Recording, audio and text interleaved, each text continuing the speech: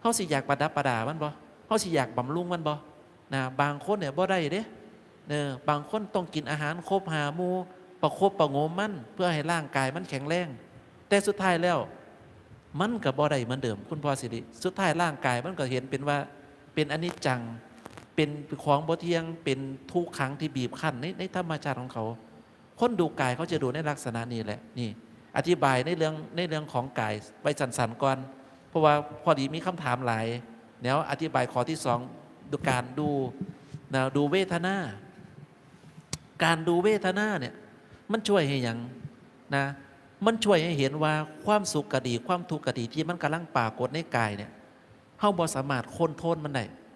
ว่าง่ายๆก็คือว่าเฮาบ่สามารถควบคุมให้มันเป็นสุขก็ได้หรือมันเป็นทุกข์ก็ได้แต่เนื่องด้วยคนส่วนมากเนี่ยเขาบ่ได้ศึกษาในการทำวิปัสสนาหรือว่าการเจริญสติสมาธิเขาไม่ได้นั่งเบิ่งเวทนาที่มันเกิดขึ้นในกาย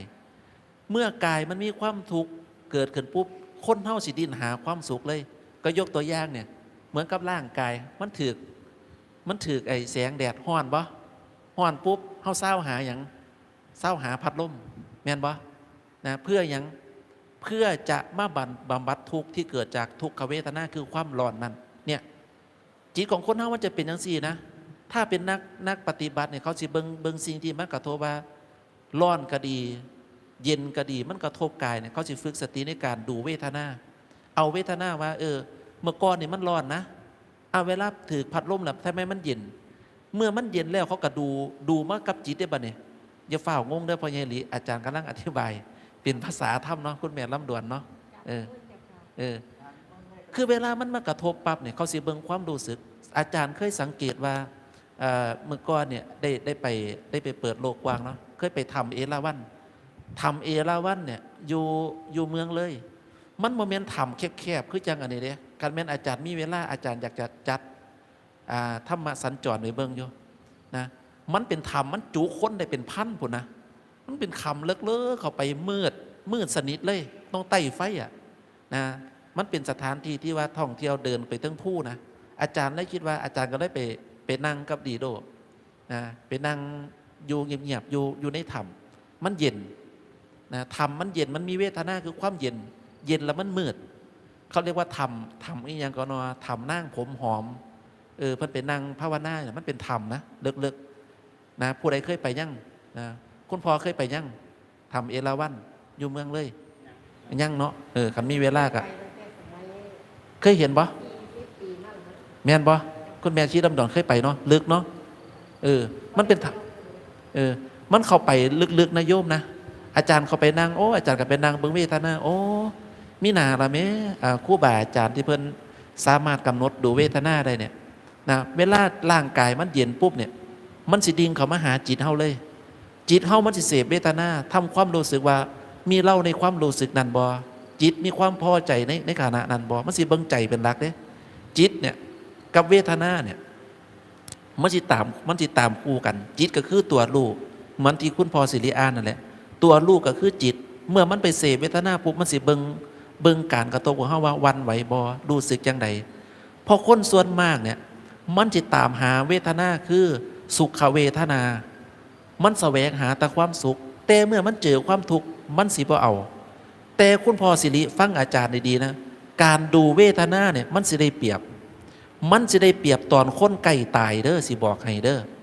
ในนึกภาพว่าคนเฮาใกล้ตายเนี่ยมันสิขี้แตกเหี่ยวเหี่ยเด้มันสิเอาร่างกายบ่อยู่ให้นึกภาพว่าเวทนามันสิปวดซ้ำใดนึกภาพออกบ่คุณแม่ชีลำดวนนึกภาพว่าคนเฮาใกล้ตายเนี่ยเวทนามันกล้าเด้ต่อให้เจ้าเอาเสียงเทศเสียงธรรมไปเปิดให้เพิ่นฟังเนี่ยสิบ่รู้เรื่องเลยคนใกล้ตายเนี่ยห้ามเอาเสียงเทศไปเปิดให้ฟังเด็ดขาดมันฟังบ่รู้เรื่องเวทนามันกล้าแม้กระทั่งองค์สมเด็จพระสัมมาสัมพุทธเจ้าผู้องค์เคยแสดงธรรมว่าอย่าไปแสดงธรรมให้คนที่มีเวทนากล้าเช่นเหนื่อยจัดหิวจัดทุกข์จัดเนี่ยอย่าไปแสดงธรรมเด็ดขาดเพราะมันบ่รู้เรื่องนะยกตัวอย่างเนี่ยนะยกตัวอย่างบ่ต้องยกอย่างไก่เหมือนกับอาจารย์เนี่ยอาจารย์เหมือนกับเพิ่นพาเดินเวียงจงกรมเนี่ยนะถ้าเดินเกินกำหนดที่ร่างกายมันรับได้เนี่ยเมื่อมานั่งฟังเทศน์หลวงพ่อเนี่ย มันสิบ่รู้เรื่องเลยเพราะอย่างเพราะว่าเวทนามันกล้ามันปวดขามันปวดหลังมันปวดเอวเพี้ยจิตของเฮามันมาจดจ่ออยู่กับเวทนาคือความปวดเนี่ยจิตมันละซ้ำละสายบ่เนี่ยนะมันสับมันทรายบ่เนี่ยมันฟังธรรมะบ่รู้เรื่องเมื่อมันฟังธรรมะบ่รู้เรื่องมันต้องอาศัยการเคลื่อนกายอย่างเดียวเลยนะหมายความว่าจังใดโยมบ่มีโยมแม่บ่เสียโยมลองทดสอบเบิ่งก็ได้เด้อโยมแม่เดินไม่เมื่อยแล้วโยมมานั่งฟังคนอื่นเนี่ยโยมแม่สิบ่อยากฟังดอกสิ่งที่สามารถทำให้โยมแม่สามารถรับฟังครูบาอาจารย์ได้ดีที่สุดนั่นคือการเคลื่อนกายเช่นเมื่อร่างกายมันบ่สามารถนั่งในสมาธิได้แล้วเนี่ยมันต้องเดินจงกรมฟังอย่างเดียวลองสังเกตดูเนี่ยคนใดที่เขาสามารถที่สั่นเขานั่งสมาธิว่าได้เนี่ยเขาสิอาศัยรูปแบบของการเดินด้วยการเคลื่อนกายสายหลวงพ่อเทียนเนี่ยสิเป็นหลักเลยเช่นเพื่อนสิมีการขยับกายล่ะเวลาเพื่อนนั่งฟังครูบาอาจารย์เพื่อนก็เคลื่อนกายไปนะเป็นอย่างเพื่อนก็เคลื่อนกายเวลามันเคลื่อนกายมันไปปุ๊บมันเสพอย่างอื่นปุ๊บหูมันก็ฟังกายก็เคลื่อนไปมันมีเครื่องต่ออยู่ตลอดเวลานะเมื่อมันมีเครื่องต่ออยู่ตลอดเวลาจิตมันจดจ่ออยู่กับอย่างนั้นแต่กายก็เคลื่อนไปมันสิเกิดเป็นปีติเป็นสมาธิเกิดขึ้นในขณะที่เคลื่อนกายเหมือนกับเขาเดินจงกรมเนี่ยเดินจงกรมแล้วเขาเปิดไฟเสียงหลวงพ่อหรือในขณะที่หลวงพ่อประเทศเนี่ยแล้วเขาก็ฟังเพิ่นไปด้วยแล้วเขาก็เดินไปด้วยจิตของเขามันสิเห็นเลยว่ามันสิเกิดปีติเกิดปัสสัทธิขึ้นมาในตัวของมันเองเนี่ยการดูเวทนามันมีหลายๆอย่างนะแล้วสิ่งที่อาจารย์บอกว่าเวลาคนใกล้ตายเนี่ยมันสำคัญในลักษณะใดคนใกล้ตายเนี่ยมันจะถึกทุกขเวทนาบีบคั้นซึ่งคำว่าทุกขเวทนาบีบคั้นเนี่ยคนบ่มักเหมือนกับเฮาตอนเนี่ยเวลาเฮาเจอทุกข์เฮาก็อยากหนีโลดเฮาเจ็บป่วยเป็นยังไงร่างกายมันปวดเป็นไข้กันมาเฮารู้สึกว่าเฮากินยาไข้บ่ลดเฮาก็ฟ้าวไปหาหมอโลดแทนที่เฮาสิกำหนดดูซะก่อนว่ามันเป็นยังไงมันมีเล่าในความไข้บ่ก่อนที่ไปหาหมอเนี่ยฟังดีๆนะบ่แม่นว่าห้ามบ่ให้ไปหาหมอเด้ไปหาหมออยู่ในขณะที่เฮากินยาในขณะที่เฮาหาหมอเนี่ยเฮาดูกายเฮาไปด้วยมันสิเป็นการปฏิบัติไปในตัวเด้นะเป็นการปฏิบัติไปในตัวว่าเฮาสิประเมินดูตัวเฮาว่ามันทนได้บ่นะมันทนได้บ่ก็เหมือนที่อาจารย์เคยเล่าอ่ะเนี่ยแผลยังว่าท่านหายอยู่เนี่ยไปปีนผานะแล้วมันมืนมันถากหนังอาจารย์ออกนี่3 นิ้วนี่ไปเบิดเลยดิเลือดบ่ไหลนะเลือดบ่ไหลร่างกายมันเกิดการทำงานอัตโนมัติมันคือมันเห็นทุกปั๊บเนี่ยร่างกายมันดีดขึ้นมาทันทีเลยหน้ามืดมันสิเป็นล่มบัดเนี่ยดีอย่างหนึ่งก็คือว่าเฮาเนี่ยเป็นนักปฏิบัติเฮาฝึกสติอยู่แล้วขึ้นเขาเนี่ยอาจารย์ฝึกสติทุกก้าวย่างนะก้าวย่างไปเฮาก็ขึ้นไปเฮาก็ก้าวไปเฮาฝึกสติเพราะมันมีร่างกายเกิดบาดแผลร่างกายมันหนามืดมันสิวูบไปเมื่อมันวูบไปปุ๊บเฮาตั้งสติเลยนะเฮาตั้งสติเฮาดูว่ามันสิขาดออกจากกันจังไดถ้าเป็นอาจารย์ตายในขณะนั้นอาจารย์บ่ไปที่ตำแน่นอนเพราะอาจารย์บ่ได้นึกถึงอย่างอื่นเลยสติอย่างเดียวว่าเอ๊ะทำไมมันเป็นอย่างเงี้ยตั้งสติด้วยการฟังว่าเขาสิพูดคุยกันอีหยังได้ยินแต่คนอื่นเขาว่าเอาเพิ่นแม่เอาเพิ่นแม่หูเฮาได้ยินนะแต่เฮาเอากายบ่อยู่พอเยลิเจ้าฟังไว้บัดท่าเจ้าสิเป็นก็ยังอาจารย์พูดนะเมื่อเฮาสิเริ่มเอากายบ่อยู่เฮาสิเริ่มตั้งสติเด้อาจารย์สิเริ่มนั่งลงแล้วหูเราวันบ่ไหวปุ๊บพอสักพักนึงวูบตกขี้ดินอยู่พุ่นหัวจุ่มขี้ดินอยู่พุ่นก็ยังคนเมาเหล้าเนี่ยนะพอรู้ตัวอีกทีนึงเอ้าสติกลับขึ้นมาแล้วนะสติกลับขึ้นมาเฮาก็ตั้งสติดูเอ้าเฮาวูบไปตัวนี้เนี่ยเห็นบ่มันสามารถให้เฮาเกิดปัญญาได้ว่าอ๋อเวลาจิตของเฮาหรือว่ามันบ่อยู่ในอำนาจของการควบคุมกายได้เนี่ยมันสิเป็นในลักษณะนี้นะเนี่ยคนใกล้ตายเป็นเหมือนกันเพราะฉะนั้นแล้วสตินี่สำคัญที่สุดในการดูเวทนาคุณพ่อสิรินะอาจารย์จึงบอกว่าเรียนธรรมะเรียนกรรมฐานเรียนจังใดให้มันเกิดประโยชน์เรียนไว้โตสู่กับทุกขเวทนาทุกขเวทนามันจะเกิดขึ้นบ่ช่วงใดกับช่วงหนึ่งในช่วงระหว่างที่เฮากำลังใกล้จะตายนะเนี่ยที่อาจารย์เรียนกับมากก็ไว้ตรงเนี้ยหรือแม้กระทั่งเรียนดูเวทนาเอาไว้ดูสภาพจิตตอนที่เขาจะจากโลกนี้ไปแล้วเขาเจอลูกเจอหลานน่ะเขามายั่วเขาน่ะเขาสิวันไหวกับเขาปะเจ้าอย่าลืมเด้ขันแม่เจ้ามีลูกหลานน่ารักเนาะมีเช่นน้องอย่างน้องปิมบ่น่ะหลานสาวผู้น่ารักเนี่ยบางเที่ยเขาอาจสิมาทดสอบเจ้าปานนั่งตันหานั่งอรดีนั่งล่าค่าก็ได้ เขาสิมาห้องไห้ว่าโอ้ยปูเขาเอิ้นเจ้าว่าจังไดก็ปูอย่าตายเด้อปูอยู่กับหนูก่อนเนี่ยเจ้าเห็นหลานวะเนี่ยเจ้าก็มองว่าโอ้ยตายแล้วเขามาตรวจสอบเฮาแล้วบัดนี้เขาบ่อยากให้เฮาจากเฮาก็บ่อยากจากเขาบัดนี้จิตของเฮาบัดเนี่ยมันสิหวั่นไหวได้บัดนี้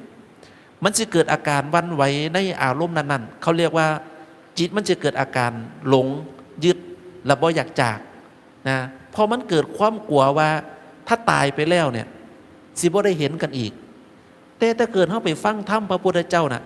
ตราบใดที่เจ้ายังมีกรรมร่วมกันนะเจ้าได้เจอเขาอีกเพราะยายหลีเจ้าเสื้ออาจารย์อยู่บ่กรรมร่วมกันนะถ้ายังมีกรรมร่วมกันนะเหมือนกับพระพุทธเจ้าเนี่ยนะเคยไปเจอเรื่องเล่าของพราหมณ์หัวเมียคู่หนึ่งพ่อยายหลีเคยอ่านเจอบ่คุณไม่ชินหรอกเคยได้ฟังบ่เรื่องสองพราหมณ์ผัวเมียมาอ้างตัวว่าเป็นพ่อเป็นแม่พระพุทธเจ้าซึ่งในสมัยนั้นนะพ่อแม่ของพระพุทธเจ้าก็คือพระเจ้าสุโธทนะกับพระนางมหาสิริมายาว่าล่ะนั่นคือมารดาบิดาของพระพุทธเจ้าแต่พราหมณ์สองผัวเมียเนี่ยมาอ้างว่าโอ้ยลูกไปอยู่ตั้งแต่ไหนมาคือว่ามาหาพ่อหาแม่เนี่ยพ่อกับแม่เนี่ยคิดฮอดหลายคำว่าพ่อตาแม่ของเพื่อนเนี่ยเพิ่นระลึกชาติได้สองพราหมณ์นะเคยเกิดเป็นพ่อแม่กัน500 ชาตินะเคยเกิดเป็นพ่อเป็นแม่500 ชาติเกิดเป็นอาเป็นป้า500 ชาติเพิ่นเคยเกิดมีการเกี่ยวข้องกันนะเมื่อมีการเกี่ยวข้องกันแล้วบัดนี้ด้วยแรงของวิบากกรรมเนี่ยนะมันผัดเปลี่ยนกันเช่นฟังดีๆเด้อเนี่ยอาจจะเง่าเนี่ยนี่แหละคันบอกแล้วอย่าให้จับไม่เง่าสิละกับนิมนต์เลยพระเจ้าค่ะเห็นไหมมันจบซะก่อนเนาะเดี๋ยวสิเปิดโอกาสให้ว่าบ่เป็นยังดอกเจ้าค่ะเหมือนกับว่าพ่อแม่มันสิขาดช่วงอยู่ตอนใดหัวปะนะเหมือนกับลูกเขาเหมือนกันมันสิขาดจากการเป็นพ่อเป็นแม่กันอยู่ช่วงหนึ่งเช่นถ้าในอัตภาพนี่เจ้าทำบุญผัวเมียเนี่ยต่างกันเช่นผัวทำบุญเมียบ่ทำเมียเรียนไพ่เรียนแต่เนี้ยบ่ดีตายไปแล้วผัวสิขึ้นสวรรค์เมียสิลงนรกในช่วงระหว่างที่ว่างเว้นจากเมืองนรกนั่นแหละนะในว่างที่ชดใช้วิบากกรรมนะเมื่อมีการจุติเคลื่อนขึ้นมาปุ๊บเขาสิได้คู่ข้องใหม่เช่นสามีเนี่ยตายปุ๊บเขาไปจุติบนสวรรค์เนี่ยเขาสิได้นั่งเทียบอักษรเป็นภรรยาใหม่เลยส่วนเมียเนี่ยผู้ทำวิบากกรรมเนี่ยตายไปแล้วสิเสพเสวยวิบากกรรมอยู่ในเมืองนรกกับเมืองสวรรค์มันต่างกันเมืองสวรรค์มันเสพกามได้แต่เมืองนรกมันเสพกามอะไรมันเสพตวิบากกรรมเห็นบ่เมื่อมันเคลื่อนจุติขึ้นมาปุ๊บบ่เนี่ยไอ้คนหนึ่งน่ะจุติจากสวรรค์ลงมาเนี่ยมันสิมาข้างเติมในเมืองมนุษย์เด้มันสิบ่เหมือนการจุติจากอบายภูมิเนี่ยจุติจากอบายภูมิมาปุ๊บเนี่ยเคลื่อนขึ้นมาปุ๊บมันสิบ่ได้มาเกิดเป็นคนในพ่อใหญ่หลีมันสิไล่ลงมาตามลำดับมันอยู่สิมีอยู่4 ลำดับจากสัตว์นรกก็มาเป็นอสุรกายจากอสุรกายเขาก็ตรวจสอบว่าเจ้ามีความโลภมีเคยรักของอย่างเขาบ่เศษกรรมของเจ้ายังบ่จากอสุรกายมันเหรอก็มาเป็นเปรตจากเปรตมาเป็นสัตว์เดรัจฉานเพียจากสัตว์เดรัจฉานเนี่ยค่อยไต่เต้ามาเป็นคนพุ่นน่ะเห็นบ่นี่แหละในช่วงเว้นระหว่างระยะห่างตัวเนี่ยมันก็ให้เกิดการสร้างครอบครัวกันขึ้นมาใหม่จึงบ่แปลกใจว่าผู้นั้นเคยเกิดเป็นอาเคยเกิดเป็นเมียเคยเกิดอย่างในพระไตรปิฎกที่เพิ่นเขียนไว้เนี่ยมันมีการเกี่ยวข้องกันมันก็ล้วนมาจากในลักษณะที่อาจารย์เว้านี่แหละนะเพราะฉะนั้นแล้วการศึกษาการปฏิบัติธรรมเนี่ยนะมันจึงสำคัญมากๆโดยเฉพาะเวทนาเนี่ยก่อนใกล้ตายเนี่ยสำคัญมากร่างกายก็ป่วยอยู่แล้วเนี่ยเหมือนกับโยมป่าของอาจารย์เนี่ยแกเพิ่งเสียไปนะ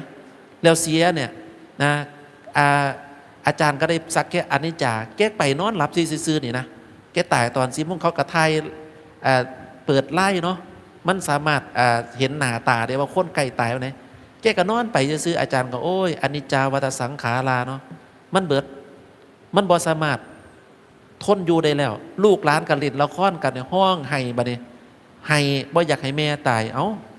อาจารย์ก็เลยว่าสิมาเล่นละครกันจังซี่บ่ได้นะเนี่ยนี่แหละพระพุทธเจ้าจึงฝึกให้เตรียมตัวรับมือกับความตายเป็นของเที่ยงแท้แน่นอนนะคุณพอสิริเนาะเนี่ยพูดอธิบายสั้นๆเนาะให้ฟังเนาะเปิดโอกาสมาด้วยเนี่ยสาธุสาธุแต่กัดยั่งอยู่พระอาจารย์ครับ เมื่อกี้นี่ดูดูกายเนาะดูกายพิจารณาดูกายของเจ้าของ แล้วก็มาดูเวทนายังขาดการดูจิตที่นี่การพิจารณาดูจิตของเฮามันมีวิธีการจังไดพ่อสีนั่นได้บอกกันหน่อย เมตตาจักหน่อยแน่นักปฏิบัติทั้งหลายอยากดูจิตเป็น ง่ายมากๆเลย ง่ายมากเลย ง่ายมากๆ ครับนิมนต์พระคุณเจ้าขอหน่อย คันว่าถามนักปฏิบัติมันตอบได้นะการดูจิตเนี่ยดูจังใดนะให้เฮ้าน้อมเอาโพชฌงค์ไปใส่มันจะตอบคำถามพอญลีได้ดูดีซึ่งนะในสติปัฏฐานซีเนี่ยมันจะมีการดูจิตเนี่ยก็คือว่าการตามดูเขาจิตมันก็คือตัวรู้นะตัวในหลักของโพชฌงค์จิตมันสิมีอยู่3อย่างสติธรรมวิจยะและก็วิริยะสติเนี่ยมันแปลว่าการระลึกรู้อย่างนะระลึกรู้สภาวะที่เกิดที่จิตมันเข้าไปรู้นะสติระลึกรู้ก็คือจิตนั่นแหละนะเข้าใจป่ะคุณพอสิริจิตเนี่ยปล่อยให้มันไปทำหน้าที่ในการรู้ปรากฏการขันธ์ทั้งห้านะตัวที่ว่าตามดูจิตนะตามดูจิตก็คือดูสิ่งที่จิตมันไปรู้ในร่างกายเช่นจิตมันเป็นรู้ความคิดนะเหมือนกับว่าอย่างดีคิดหอดหน้าบางดูคิดหอดหน้าภาพหน้าขึ้นมาแล้วนะคิดหอดเฮี้ยนภาพเฮี้ยนขึ้นมาแล้วจิตมันไปเห็นตรงเนี้ยเห็นในสังขารเห็นในสัญญาเห็นในเวทนาต่างๆเนี่ย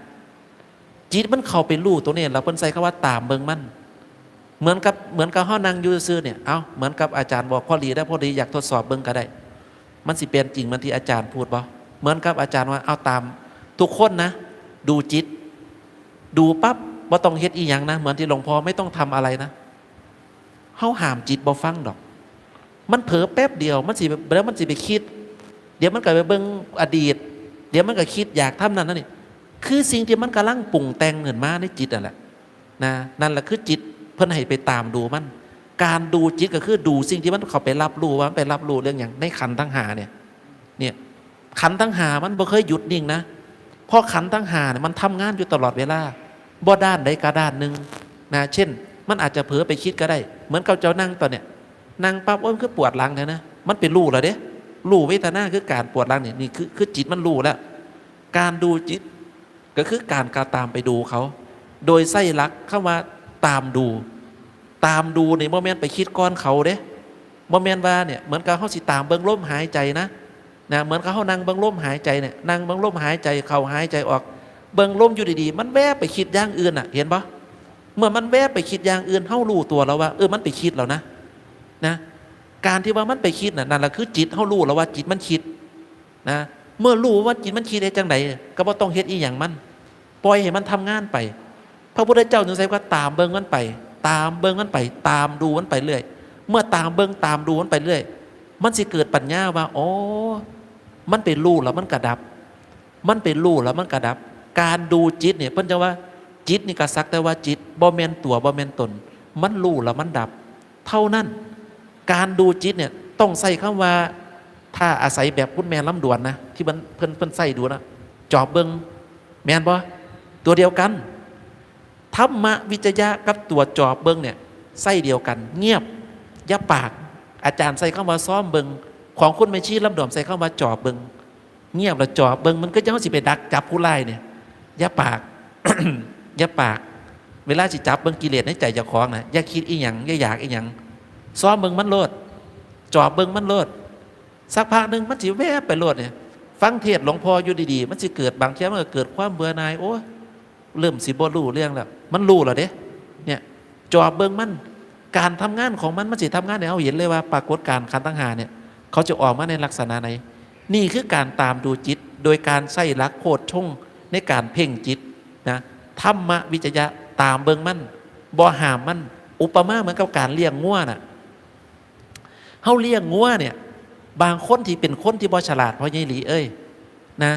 งัวไปกินหญ้ากระจูงมันไปตากแดดกับงัวนั่นแหละเจ้าเห็นคนเลี้ยงงัวบ่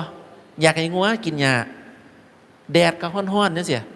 คันแม่นอาจารย์น่ะบ่ปล่อยเสือกยาวๆนั่นน่ะตอกหลักไว้กลางทงนั่นน่ะมัดมันไว้คนก็ไปนั่งอยู่ในโฮมพุ่น แล้วก็เบิ่งงัวกินหญ้ากับอีกคนหนึ่งเลี้ยงงัวคือกัน มัดเสือกสันๆคาว้าคาเนี่ยแล้วก็จูงมันไปบัดนี้เจ้าของก็ไปตากแดดอยู่กับงัวนั่นแหละระหว่างคนสองประเภทเนี่ยมีจุดมุ่งหมายอย่างเดียวนะก็คือว่าให้งัวเนี่ยมันกินหญ้าอิ่มแต่งัวมันกินหญ้าอิ่มก็จริงแต่เฮาได้รับความลำบากก็เหมือนกับเฮาตามเบิ่งจิตแบบบังคับจิตเจ้าอยากให้จิตมันบรรลุเจ้าบังคับมันบังคับให้มันเป็นแบบนั้นบังคับมันเป็นแบบนี้กับรูปแบบที่สองเจ้าบ่ต้องบังคับมันเจ้าปล่อยมันเลยกูสิตามเบิ่งมันเนี่ยมึงสิคิดอีหยังมึงสิคิดด้านดีก็ตามมึงสิคิดด้านชั่วก็ตามแต่ว่าเฮาสิบ่แทรกแซงกับเขาหลวงพ่อใส่คำว่าอย่ามีเรื่องกับสิ่งที่มันปรากฏสิ่งที่มันปรากฏก็คือสิ่งที่จิตมันเข้าไปเห็นนั่นแหละมันไปเห็นในเรื่องใดก็ตามในขันธ์ต่างหากเพิ่นว่าอย่าไปมีเรื่องกับมันเงียบไว้อย่าปากจุไว้ซ้อมเบิ่งมันจ่อเบิ่งมันไปเรื่อยๆนี่คือการตามดูจิตเมื่อตามดูไปเรื่อยๆปุ๊บมันสิเกิดอีหยังนะเมื่อเฮาตามเบิ่งมันไปเรื่อยๆมันสิเกิดปีติมันสิมีความอิ่มใจในขณะที่ตามเบิ่งมันเด้นะมันสิเกิดปัสสัทธินะเปิดสติคือความสงบแล้วมันจะเกิดเป็นสมาธิสุดท้ายมันจะเกิดเป็นอุเบกขายกตัวอย่างเมื่อแรกเนี่ยสังเกตเบิ่งเด้อคันว่าอาจารย์ตัวนะเมื่อแรกเนี่ยในขณะที่เจ้าฟังเทศหลวงพ่อเนี่ยหลวงพ่อเพิ่นสิอธิบายเหมือนกับเรื่องพระภิกษุสงฆ์มาชุมนุมกันโดยไม่ได้นัดหมายนะเป็นเรื่องนั้นเจ้าสินึกภาพตามหลวงพ่อนึกภาพออกวะเหมือนกับเฮาหลวงพ่อเพิ่นกับบรรยายของเพิ่นไปนั่นแหละแต่จิตเฮาน่ะมันคิดตามเพิ่นแล้วมันก็เห็นภาพตามเพิ่นนะมันก็ว่าเพิ่นบอกว่าเนี่ยโอ้เหมือนกับพ่อเยลีว่าพระภิกษุสงฆ์ 1,250 รูปเนาะนะมาประชุมกันโดยไม่ได้นัดหมายนะแต่ละรูปเนี่ยเป็นพระอรหันต์เป็นอีหิภิกขุสัมปฏิสัมพิทาก็คือพระพุทธเจ้าบวชให้แล้วก็มาประชุมกันในวันมาฆฤกษ์นะวันเพ็ญเดือน 3เฮาก็นึกภาพดวงจันทร์เนี่ยหลวงพ่อกับบรรยายไปจิตของเฮาเนี่ยมันปรุงไปตามเพิ่นแล้วเด้แล้วไอ้คนที่ตามเบิ่งจิตเนี่ยมันสิเกิดปีติมันสิมีความสุขในขณะที่ฟังไปเห็นบ่มันตัวเดียวกันกับที่อาจารย์บอกเลยว่าเวลาฟังครูบาอาจารย์แล้วมันเกิดปีติเกิดปัสสัทธิเกิดสมาธินะอาการที่เป็นสมาธิมันจะมีอาการตัวเบากายเบาจิตเบานะมันสิมีความสุขอิ่มในขณะที่ฟังบ่มีอาการง่วงเหงาหาวนอนมันสิมีอยู่สองอย่างเด้อนักปฏิบัติธรรมไม่เนี่ยถ้าเจ้าฟังธรรมบ่เข้าใจเจ้าฟังแล้วจิตเจ้าเผลอไปเพ่งเวทนาด้วยแล้วก็ฟังธรรมไปด้วย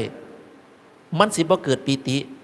แต่ถ้าเกิดเมื่อใดที่เจ้าฟังธรรมมาเข้าใจปุ๊บมันสิเกิดปีติมันสิเกิดปัสสัทธิและมันสิเกิดเป็นสมาธิในตัวของมันเองในขณะที่ฟังธรรมเปิดโอกาสให้คนบรรลุธรรมในขณะที่ฟังธรรมก็เพราะตรงนี้แหละนะตรงนี้แหละพ่อใหญ่หลีเอ้ยในขณะที่เฮาฟังเนี่ยเฮาเบิ่งจิตของเฮาไปด้วยซ้อมเบิ่งเจ้าของสังเกตว่าใส่คำแม่ชีแล้วด่วนนี่แหละจอบเบิ่งมันอย่าถิ่มเข้ามาจอบเบิ่งเด็ดขาดเพราะอย่างตัวจอบก็คือตัวสติตัวสาวซ้อมเบิ่งก็คือตัวสติภาษาไทยเขาใส่เข้ามาสังเกตเบิ่งตนเองสังเกตเบิ่งความรู้สึกสังเกตเบิ่งสภาพของจิตไปเรื่อยๆการดูจิตก็คือการตามดูในลักษณะดีเด้อคุณพ่อสิริเด้อเอานี่อธิบายย่อยๆให้ฟังเนาะสาธุ สาธุ ครับดู3อย่างเลยดูกายดูเวทนาดูจิตได้หูจักแล้วได้ฟังแล้วแต่กะรู้สึกว่าแบบแต่ผมนี่กะ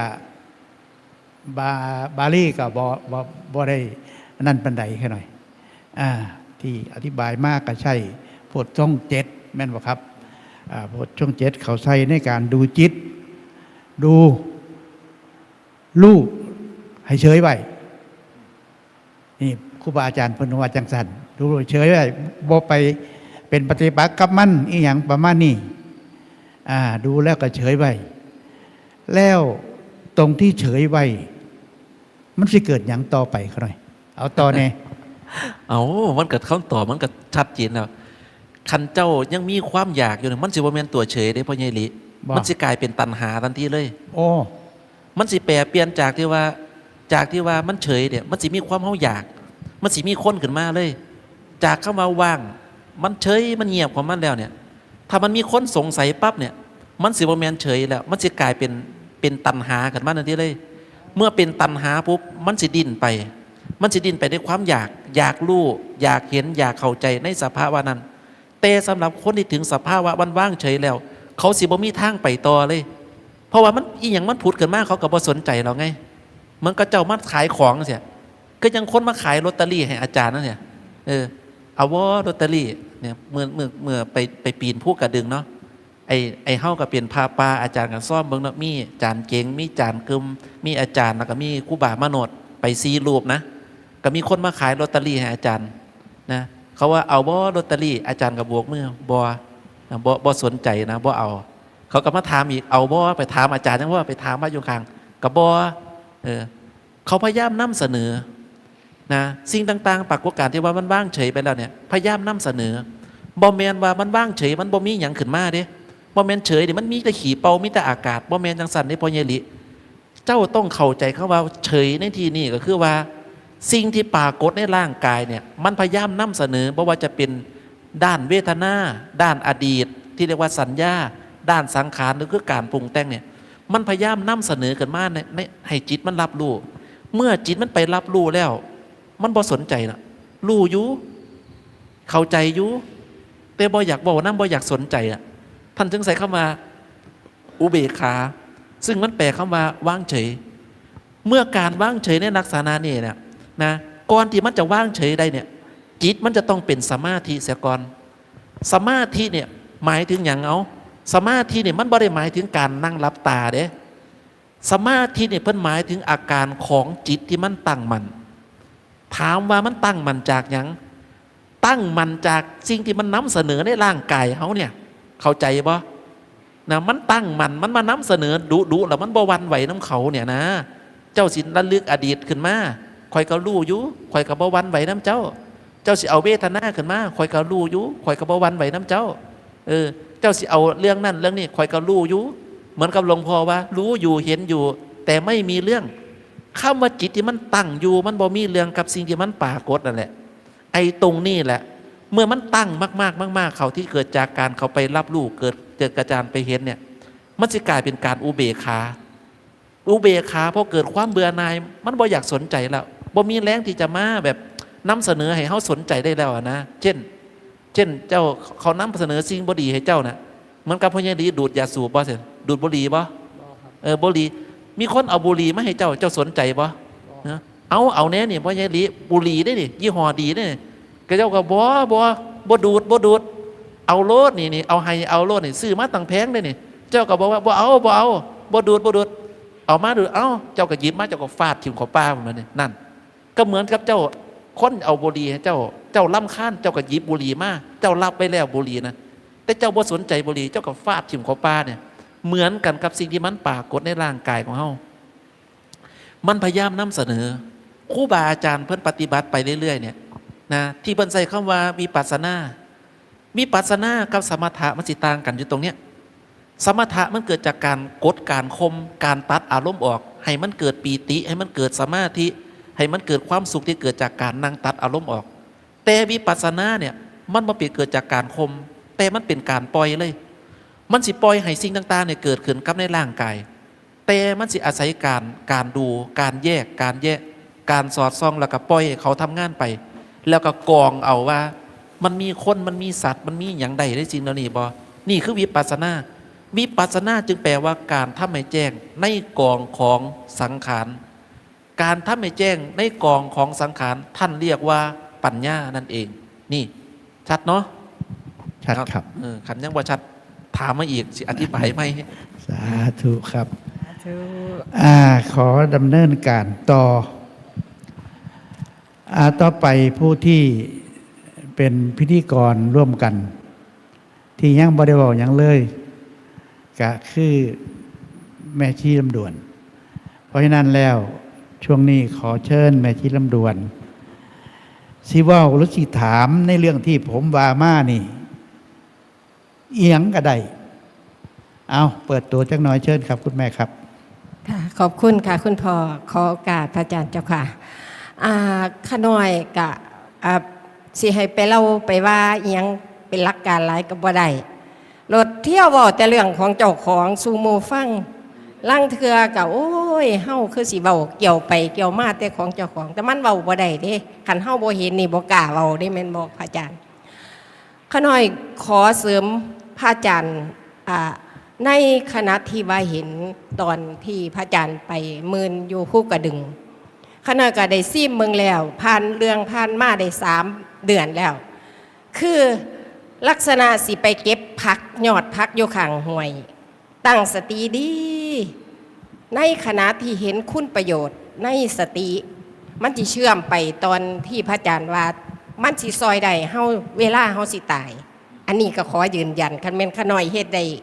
เห็นแจ้งกว่านี้นี่มันสิชัดเลยกะเดมือไ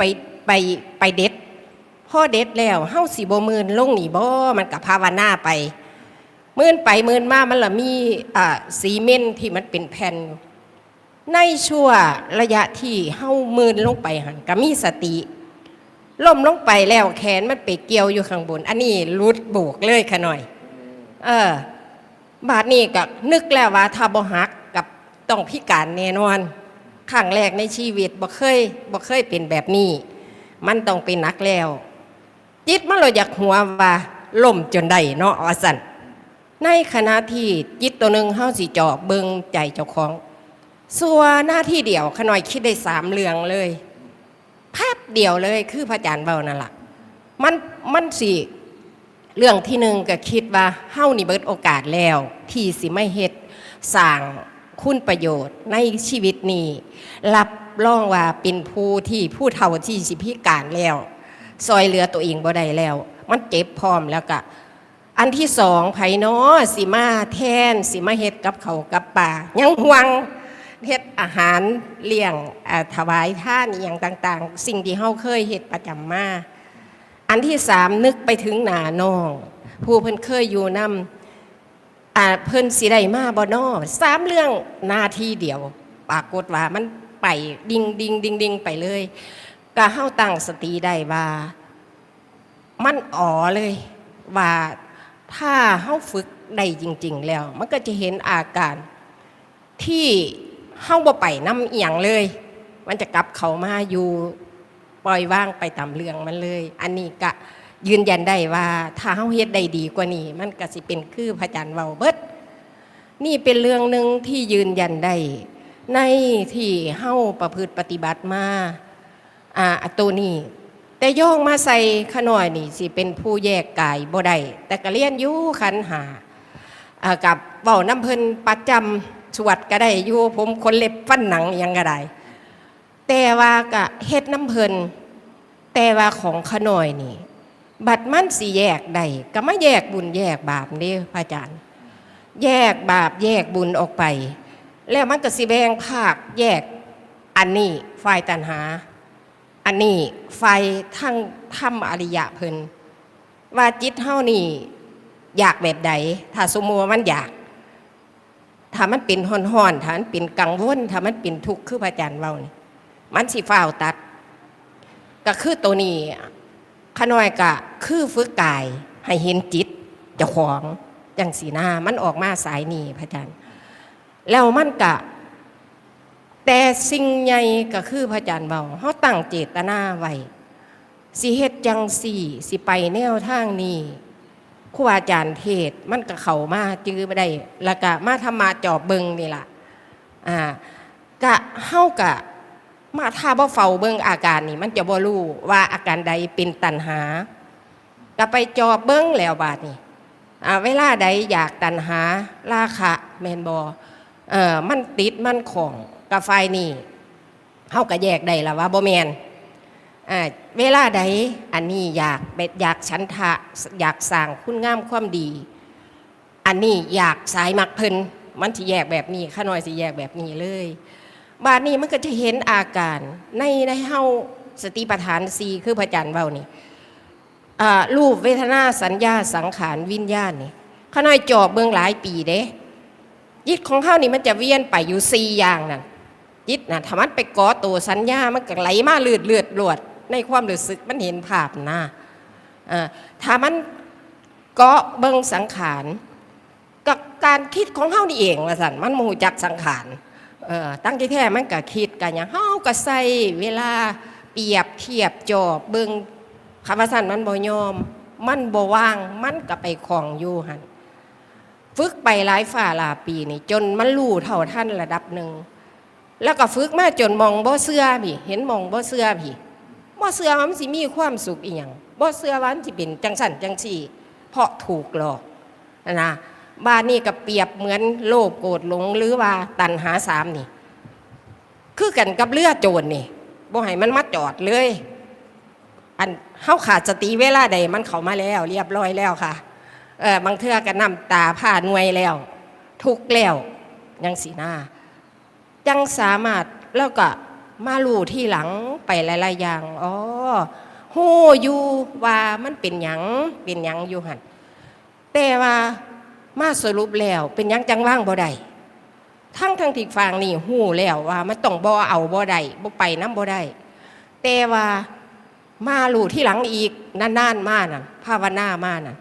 ก็ฮู้เลยว่าอินทรีย์เฮายังบ่แก่บ่ติ่มมันโหลดว่างบ่ได้บัดใดค่ะกราบนิมนต์พระอาจารย์เจ้าค่ะเดี๋ยวสรุปให้ฟังเนาะนะที่แรกๆเนาะเหมือนกับคุณเมชี่เนี่ยเพิ่นเข้าไปรู้นะเขาไปเห็นเขาก็ว่ามันเฮารู้แล้วแต่เมื่อเขาฟังไปเรื่อยๆมันยังมีสิ่งที่เหนือยิ่งกว่านั้นเข้าไปอีกพระเจ้าเพิ่นเปรียบเทียบเหมือนกับแม่น้ำทะเลเนี่ยมันสิค่อยๆลาดลงไปเหมือนกับกระแสถ้ำเหมือนที่เมชี่เรียนแรกๆเขาก็คิดว่าเขารู้แล้วนะแต่เมื่อเขาปฏิบัติไปเรื่อยมันสิแจ้งค่อยๆแจ้งค่อยๆเข้าใจไปเรื่อยๆเหมือนกับอาจารย์เข้าใจได้เรื่องในเรื่องของเมชี่ว่าเนี่ยสภาพว่าอันนี้มันรู้นะไฟบาปอันนี้รู้นะไฟบุญเห็นเรานะเนี่ยมันก็คัดแยกได้ว่ามันพยายามนำเสนอนะอันใดที่มันดีเขาก็ทำไปตามมันแต่อันใดบ่ดีเขาก็วางเว้นไว้อันนี้ก็เข้าใจนะแต่ว่าอาการปฏิบัติเนี่ยเมื่อเขาฟังพยายามอบรมบ่มอินทรีย์เหมือนที่เมชี่บอกนี่อินทรีย์อ่อนนะเมชี่เนี่ยอาจารย์คิดว่ายังบ่ถึงขนาดว่าอ่อนนะอาจารย์ว่าปานกลางนะเพราะว่าเขาเป็นผู้ปฏิบัติถ้าอินทรีย์อ่อนจริงๆเนี่ยสิบ่รู้เรื่องเนี่ยเมชี่นะข้ามันสิบ่รู้เรื่องเข้ามาสภาพว่าของธาตุของขันธ์นะอินทรีย์เนี่ยอินทรีย์มันแปลว่าความเป็นใหญ่มันสิมีอยู่5อย่างบอกบาลีให้พ่อใหญ่หลีฟังก่อนบัดนี้ทำได้ว่าอินทรีย์5พละ5อินทรีย์มันจะแปลว่าความเป็นใหญ่ได้แก่อย่างศรัทธาวิริยะสติสมาธิปัญญามันมีอยู่5อย่างเนี่ยไอตัวเนี่ยศรัทธาเขามีเต็มที่บ่ไม่ชี้มีเต็มที่บ่มีนะศรัทธาตัวเขาหลักคำสอนของพระพุทธเจ้าเขาเชื่อเต็มที่ว่าเชื่อเต็มที่วิริยะเขาขยันมันเพียรมากพ่อหรือยังขยันแล้วนะขยันในขณะที่เขาขยันเนี่ยเขาสิคาดหวังมันบ่ได้เด้เนี่ยเหมือนกับเมชี่เนี่ยอาจารย์ว่ามาเนี่ยสิไปคาดเอาหวังเอาผลงานบ่ได้หลวงพ่อว่าอย่าเอาผลงานมีหน้าที่อย่างเดียวคือเขาทำไปเรื่อยๆเหมือนกับอย่างเหมือนกับแม่ไก่กันแล้วกันแม่ไก่เนี่ยออกไข่มาแล้วต้องการให้ไข่เนี่ยมันฟักเป็นตัวแม่ไก่เนี่ยมีหน้าที่อย่างเดียวคือให้ความร้อนอบอุ่นเนี่ยสม่ำเสมอในการทำความเพียรเมื่อทำความเพียรเต็มที่แล้วเนี่ยนะลูกไก่มันสิเป็นคนให้คำตอบว่ามันสิออกมาตอนใดนั่งคัดสมาธิก็ได้คุณพ่อนั่งคัดสมาธิเลยบ่ต้องนั่งพับเพียบมันถูกมันว่าเป็นบาปดอกอยู่กับอาจารย์มันว่าเป็นบาปดอกอาจารย์ว่าให้บาปขันเจ้าไปนั่งทุกปันไหนก็นั่งพับเพียบโอ้ยอันนั้นแหละมันทุกแข็งๆผุนเก้าอี้นั่งฟังอาจารย์เรานะบัดที่เนี่ยเขาเมชี้เนี่ยทำถูกแล้วเมชี้ทำในลักษณะนั้นถูกแล้วเพียงแค่ว่าเขาทำให้มันสม่ำเสมอเขาไว้เมื่อมันเต็มที่แล้วอินทรีย์มันแก่มันเต็มที่แล้วเนี่ยมันสิเจาะของมันเองเลยเหมือนกับอาจารย์เนี่ยคันสิบอกสิ่งแปลกๆให้มันก็จะเป็นการอวดเนาะอวดเดี๋ยวบอกอวดนะแต่ว่ามันคือความจริงค่ะเว้าอากาศเจ้าค่ะเว้ารวด อัน ว่า อังเทือไปถือผู้เคยเห็นโอ้พระอาจารย์เพิ่นเว้าจังสี่เฮาก็สิได้อ๋อนะ อ้าวเดี๋ยวเว้าสันๆเว้าได้หน่อยเนาะ เจ้าค่ะ เหมือนกับเขาคนที่เขาเจะเลื่อนสติไอ้มากๆเนี่ยเขาสิเห็นภาพมันซ่อนกัน เห็นภาพเหตุการณ์แล้วเนี่ยมันซ่อนกันในที่หมายตรงไหนหมายเข้ามามันขับข่ายขับข้าว่า เอ๊ะ สถานที่เนี่ยเขาเคยมาแล้วนะแต่ในความเป็นจริงเขามาครั้งแรกนั่นแหละแต่ว่าภาพเนี่ยมันเคยมาแล้วมันเคยเกิดขึ้นแล้ว เหตุการณ์จังสี่คำพูดจังสี่มันเคยเกิดกันแล้วเนี่ยมันมาได้จังใดจนบางครั้งเนี่ยมันเกิดความเสื่อระวังว่าอ๋ออันนี้บอกว่าเขาเรียกว่ามันแลนตามกรรมมันวิ่งออกหน้าเฮามันเหตุให้มันเปลี่ยนในลักษณะนี้แล้วเฮาก็เดินตามคล้องของกรรมนี่คนที่เจะเลื่อนสติมากๆเนี่ยสังเกตพวกนะมันสิเคยเกิดนะเจ้ะภาพเหตุการณ์นั้นเนี่ยมันสิเกิดทับซ้อนกันซ้อนกัน เมื่อมันซ้อนกันไปเรื่อยๆมันสิเห็นก็สิว่ามันเห็นอนาคตเจ้าของที่เกิดจากการทำสมาธิตรงเนี่ยสำคัญมากๆเลยอันนี้บ่แม่นเห็นของคนอื่นนะมันบ่สามารถเห็นของคนอื่นได้แต่มันสิเห็นของตนเองลองสังเกตดูตนเองเยอะๆคนไหนที่ฝึกเจริญสติหายใจเขาก็รู้กินน้ำก็รู้เคลื่อนกายก็รู้ก้าวเท้าเนี่ยก็รู้เนี่ยเมื่อเจริญสติไปเรื่อยๆเนี่ยมันสิเกิดเหตุการณ์สิ่งอัศจรรย์เหมือนที่อาจารย์ว่านะบางครั้งเนี่ยต้องหันมาทบทวนตัวเองเนี่ยเอ๊ะหรือเขาจะเกิดเป็นจิตวิปลาสหรือเปล่าหรือเขาเป็นบ้าไปหรอบางครั้งก็ได้ตั้งคำถามกันมาเพราะว่ามันไม่เคยเห็นบางครั้งเนี่ยมันอาจจะเห็นหรือได้ยินได้ฟังสิ่งแปลกๆเหมือนกับคนอื่นเขามองอาจจะมองว่าเอ้ยเป็นเสียงของอันนั้นอันนี้แต่นักปฏิบัติภาวนาเนี่ยเขาบอกว่ามันบ่แมนล่ะนะหรือแม้กระทั่งเขาเห็นสิ่งที่มันเหนือธรรมชาติอ่ะนะพวกเนี่ยพลังของจิตเรื่องของสมาธิเนี่ยมันจะมีการเข้ามาเกี่ยวของกันแต่นะถ้ามาอยู่ในสายของหลวงพ่อวิราเนี่ยเพิ่นบอกให้ไปสนใจกับเรื่องเนี้ย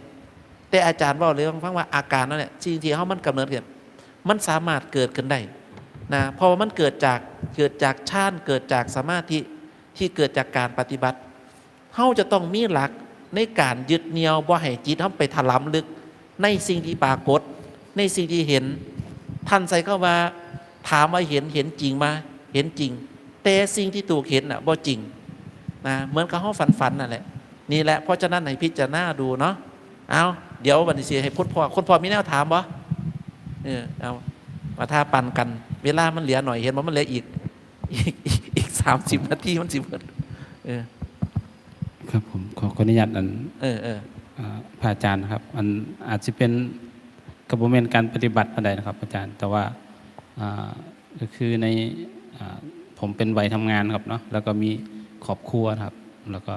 อยู่ในสังคมนะครับที่นี่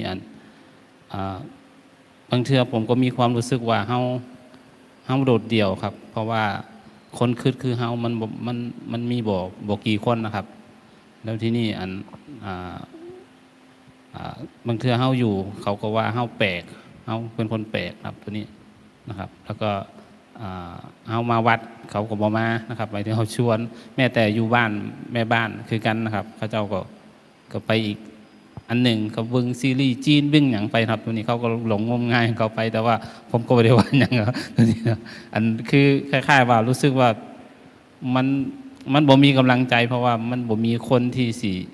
สิไปนำกันนะครับไม่ถึงว่าแต่ก็มีอยู่ครับแต่ว่ามันมีหน่อยครับวันนี้เฮาสิวางจิต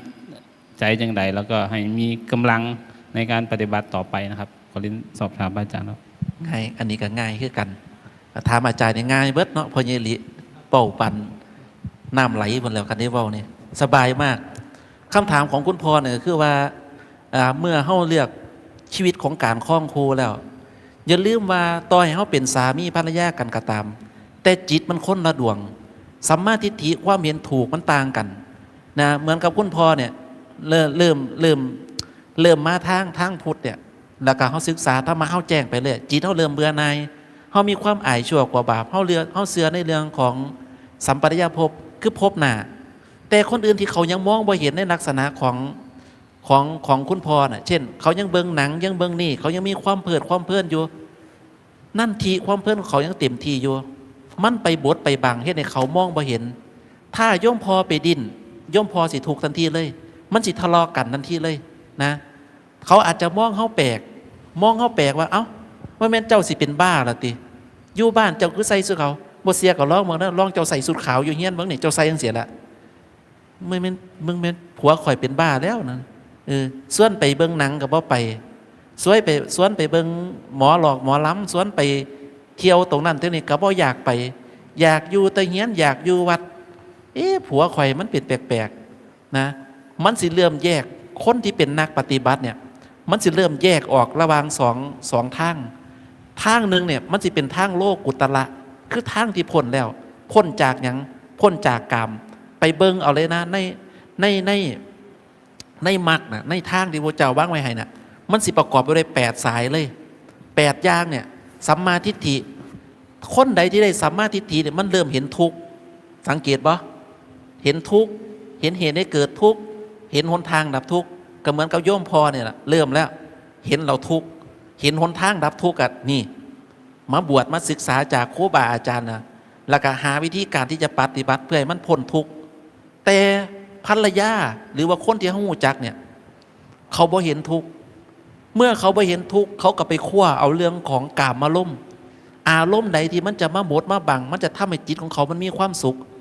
เพราะเขาคิดว่าชีวิตนี้เนี่ยจะต้องทำให้มันมีความสุขเขาไว้เงินก็ดีทองก็ดีฐานะก็ดีอันไหนก็ตามที่มันเอื้ออำนวย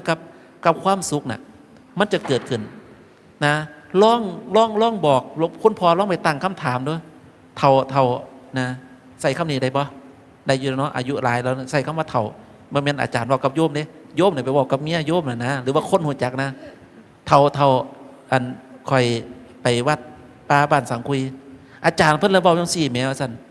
เพิ่นบอกให้ว่าให้มองความจริงเจ้าลองคิดตามเพิ่นเบิ่งดูว่าซั่นคนเฮานี่ตายแล้วไปไสเหรอ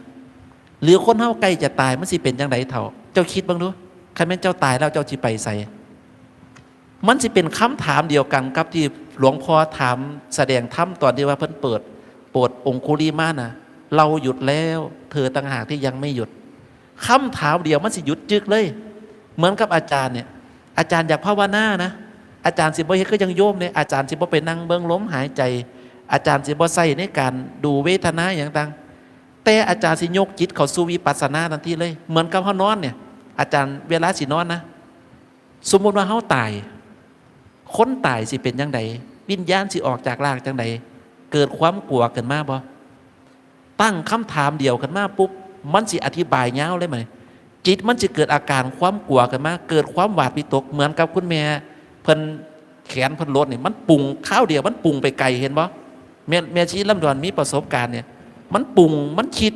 เรื่องเดียวมันแวบไปหลากหลายได้มันนี่จิตมันสิเริ่มหมุนมันสิเริ่มหาคำตอบว่าหาวิธีการว่าถ้ากูตายขึ้นเนี่ยนึกภาพนะโยมพอลองนึกเล่นๆก็ได้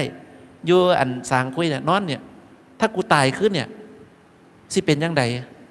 มันสิคิดฮอดลูกฮอดเมียบ่เขาสิเฮ็ดให้เฮาบ่เขาสิหักหูเขาบ่เขาสิเอาผัวใหม่บ่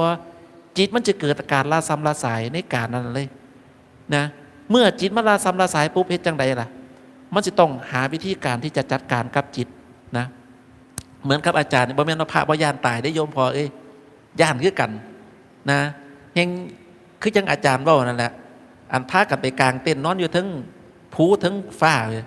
ขนาดอยู่ในเต้นมันก็ยังมาหลอกเขาเห็นไม่เฮ็ดหน้าไปแว่หลอกเขาอยู่อันนี้ว่าให้ฟังว่าแม่นหลอกอาจารย์หรอกคันมีแนวแปลกๆเนี่ยอาจารย์มีอันนั้นของอาจารย์อยู่แหละแต่บ่แม่นคาถาไล่ผีหรอกนะมันก็เป็นพุทธคุณเฮานี่แหละอาจารย์บอกว่าอันนั้นของเฮาไปนะมันมีแนวมาแนวเฮาก็แผ่เมตตาเขาไปนะตั้งสติไปจิตของคนเฮานะเวลามันเจอสิ่งที่มันกระตุ้นปุ๊บเกิดความกลัวขึ้นมาปุ๊บมันสิถิ่มกรรมสมมตินะถ้าเมียเจ้าคิดตามเนาะหาเงินมาได้เงินนี่ก็สิบ่มีประโยชน์